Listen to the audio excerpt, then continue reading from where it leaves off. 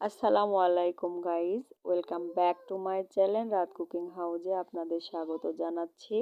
আজকে আমি নতুন একটি জিনিস আপনাদের সাথে শেয়ার করব।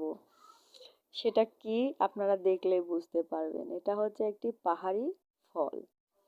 পাহাড়ি ফলটি কত সুন্দর দেখেন। এই ফলটি আমাদের তাল যেরকম ঠিক সেরকমই দেখতে। এটা পাহাড়ি তাল।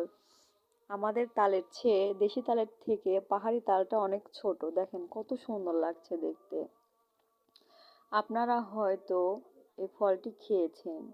যে যে কক্সবাজারের উদ্দেশ্যে বেড়াতে গিয়েছেন তারাই ফলটি খেয়েছেন, নয়তো কেউ ফল চোখেও দেখেননি কো। মাশাল্লাহ, ফলটি খেতেও অনেক স্বাদ।